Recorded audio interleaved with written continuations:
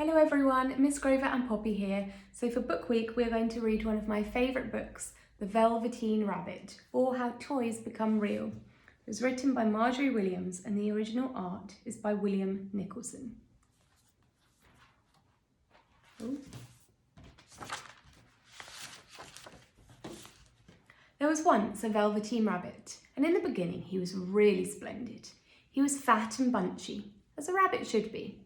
His coat was spotted brown and white. He had real thread whiskers and his ears were lined with pink sateen.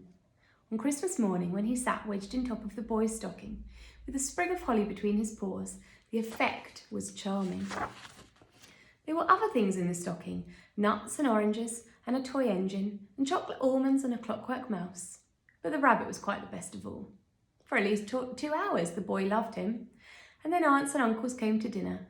And there was a great rustling of tissue paper, an unwrapping of parcels, and in the excitement of looking at all the new presents, the Velveteen Rabbit was forgotten.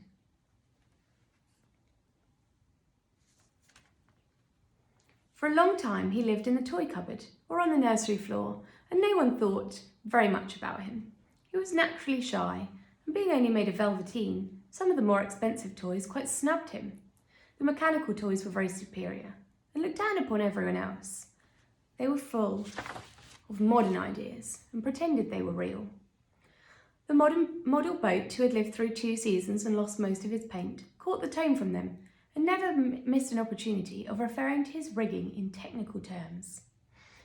The rabbit could not claim to be a model of anything, for he didn't know that rabbits were real. He thought that they were all stuffed with sawdust like himself, and he understood that sawdust was quite out of date and should never be mentioned in modern circles.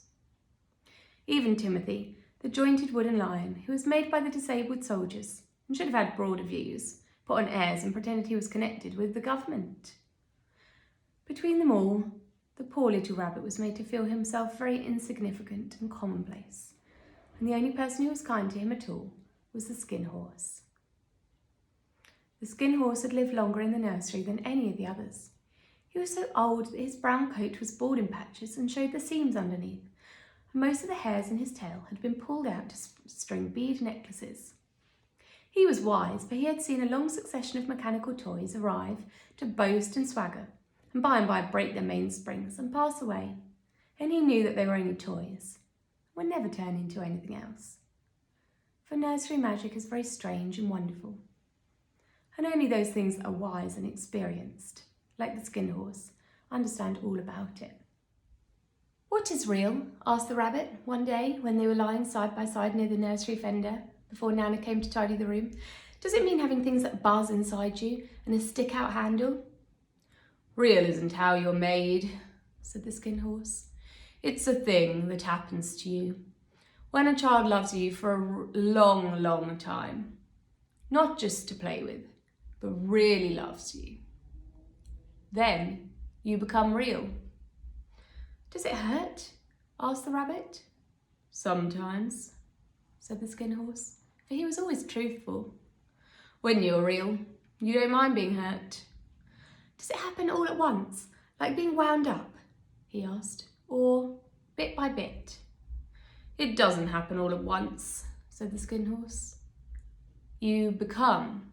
It takes a long time. That's why it doesn't happen often to people who break easily or have sharp edges or have to be carefully kept. Generally, by the time you're real, most of your hair has been loved off and your eyes drop out and you get loose in the joints and very shabby. But these things don't matter at all, because once you're real, you can't be ugly, except to people who don't understand." "I suppose you are real," said the rabbit, and then he wished he had not said it, for he thought the Skin Horse might be sensitive. But the Skin Horse only smiled. "The boy's uncle made me real. That was a great many years ago. But once you're real, you can't become unreal again."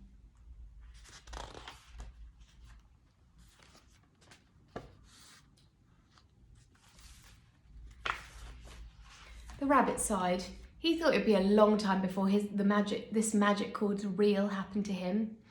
He longed to become real, to know what it felt like, and yet the idea of growing shabby and losing his eyes and whiskers was rather sad. He wished that he could become it without these uncomfortable things happening to him. There was a person called Nana who ruled the nursery. Sometimes she took no notice of the playthings lying about, and sometimes, for no reasons whatsoever, she went swooping about like a great wind and hustled them away in cupboards. She called this tidying up, and the playthings all hated it, especially the tin ones. The rabbit didn't mind it so much, for whenever he was thrown, he came down soft. One evening when the boy was going to bed, he couldn't find the china dog that always slept with him. Nana was in a hurry, and it was too much trouble to hunt for china dogs at bedtime, so she simply looked about her. Seeing that the toy cupboard door stood open, she made a swoop. "Here," she said, "take your old bunny, he'll do to sleep with you." And she dragged the rabbit out by one ear and put him in the boy's arms. That night, and for many nights after, the Velveteen Rabbit slept in the boy's bed. At first he found it rather uncomfortable, for the boy hugged him very tight, and sometimes he rolled over him, and sometimes he pushed him so far under the pillow that the rabbit could scarcely breathe. And he missed too those long moonlight hours in the nursery, when all the house was silent, and his talks with the skin horse. But very soon he grew to like it, for the boy used to talk to him and made nice tunnels for him under the bedclothes that he said were like the burrows the real rabbits lived in. And they had splendid games together in whispers when Nana had gone away to her supper and left the nightlight burning on the mantelpiece. And when the boy dropped off to sleep, the rabbit would snuggle down close under his little warm chin and dream with the boy's hands clasped close around him all night long. And so time went on, and the little rabbit was very happy. So happy that he never noticed how his beautiful velveteen fur was getting shabbier and shabbier, and his tail came unsewn, and all the pink fur rubbed off his nose where the boy had kissed him. Spring came, and they had long days in the garden, for wherever the boy went, the rabbit went too. He had rides in the wheelbarrow and picnics on the grass, and lovely fairy huts were built for him under the raspberry canes behind the flower border. And once, when the boy was called away suddenly to go out to tea, the rabbit was left out on the lawn until long after dusk, and Nana had to come and look for him with the candle because the boy couldn't go to sleep without him. Couldn't go to sleep unless he was there. He was wet through with dew and quite earthy from diving into the burrows the boy had made for him in the flower bed, and Nana grumbled as she rubbed him off with a corner of her old apron. "You must have your bunny," she said. "Fancy all that fuss for a toy." The boy sat up in bed and stretched out his hands. "Give me my bunny," he said. "You mustn't say that. He isn't a toy, he's real." When the little rabbit heard that, he was happy, for he knew that what the skin horse had said was true at last.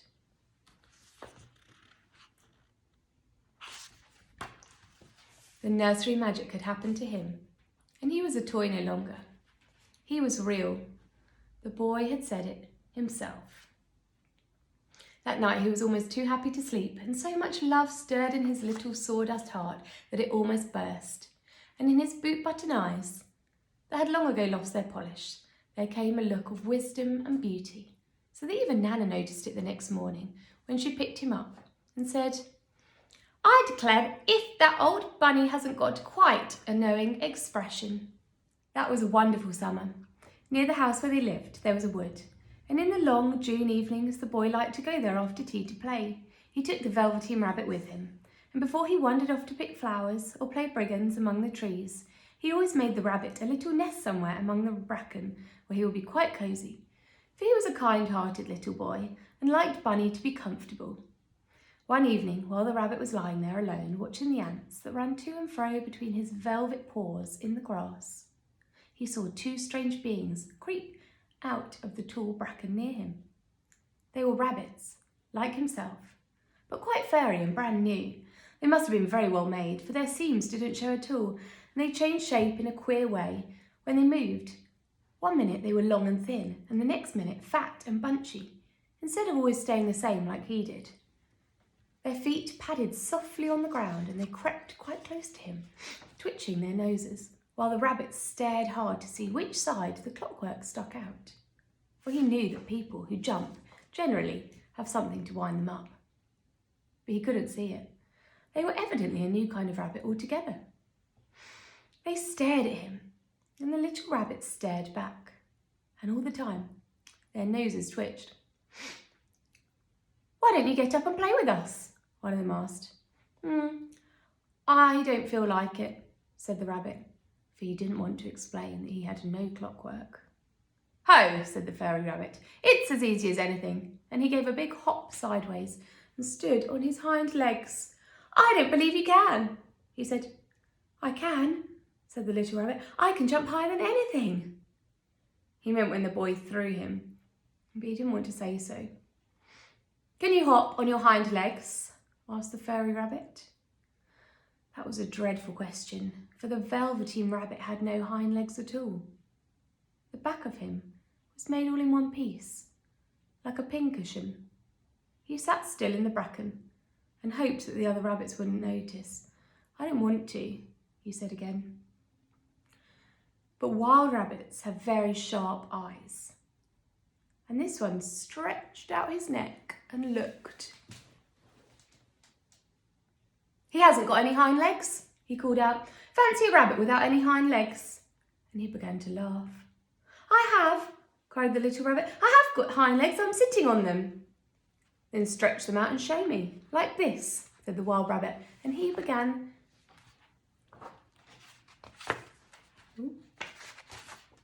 to whirl round and dance till the little rabbit got quite dizzy. "I don't like dancing," he said. "I'd rather sit still." But all the while he was longing to dance, for a funny new tickly feeling ran through him, and he felt he would give anything in the world to be able to jump about just like these rabbits did. The strange rabbit stopped dancing and came quite close. He came so close this time that his long whiskers brushed the Velveteen Rabbit's ear, and he wrinkled his nose suddenly and flattened his ears and jumped back. "He doesn't smell right," he exclaimed. "He isn't a rabbit at all. He isn't real." "I am real," said the little rabbit. "I am real." The boy said so, and he nearly began to cry. Just then there was a sound of footsteps, and the boy ran past near them, and with a stamp of feet and a flash of white tails, the two strange rabbits disappeared. "Come back and play with me," called the little rabbit. "Oh, do come back. I know I am real." But there was no answer. Only the little ants ran to and fro, and the bracken swayed gently where the two strangers had passed. The Velveteen Rabbit was all alone. "Oh dear," he thought, "why did they run away like that? Why couldn't they stop and talk to me?" For a long time he lay very still, watching the bracken and hoping they would come back. But they never returned, and presently the sun sank lower, the little white moths fluttered out, and the boy came and carried him home. Weeks passed, and the little rabbit grew very old and shabby, but the boy loved him just as much. He loved him so hard that he loved all his whiskers off. The pink lining to his ears turned grey, and his brown spots faded. He even began to lose his shape, and he scarcely looked like a rabbit anymore, except to the boy. To him he was always beautiful, and that was all the rabbit cared about.